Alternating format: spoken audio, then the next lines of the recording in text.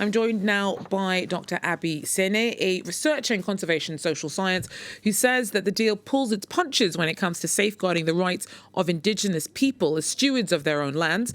Doctor, thanks so much for taking the time to speak to us. Now, first of all, just explain what Indigenous rights have got to do with conservation.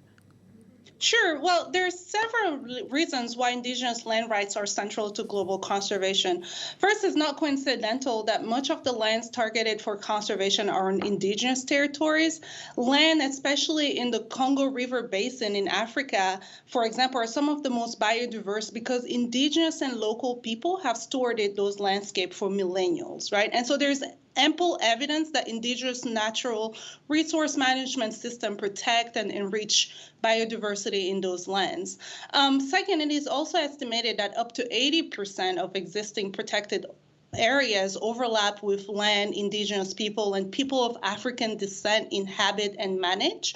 And their livelihood and culture of those communities are directly tied to their ancestral lands. And so they have a vested interest in protecting those ecosystems against extractive and exploitative activities from corporations. And so all evidence point to the reality that Indigenous and local communities are the best custodians of those lands targeted for conservation. And we cannot address this ecological crisis without the robust protection of the land rights and sovereignty of those Indigenous people.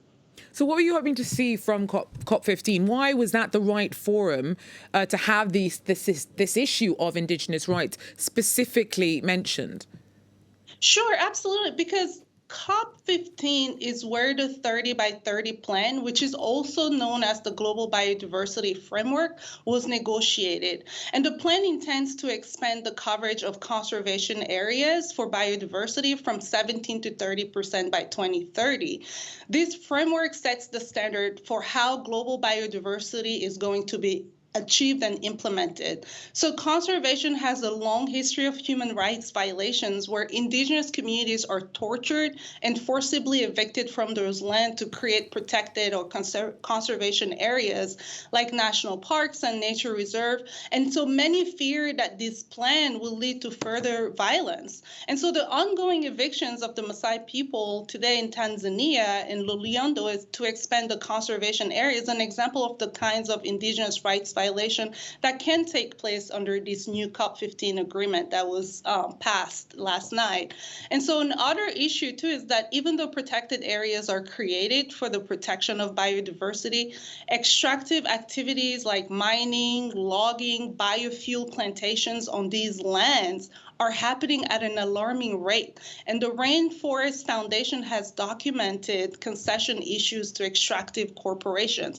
And some of the most documented concessions are also in the DR Congo. But there are also lesser known cases in other African countries, like in my home country of Senegal, where the government issued a mining concession to Petowal Mining Company in the south of Nyokolokoba National Park in 2016. Aby? And so if the agreement out of COP15 doesn't make robust provision to protect local community land rights, it leaves the door open not only for human rights violation, but also for more extractive and ecologically damaging activities in conservation areas. Thank you. And so, sure. Unfortunately, that's all we have time for, Dr. Aby Sene. Thank you so much for giving us that insight into the important link between Indigenous rights, the link of Indigenous communities to their land, and global efforts to boost conservation.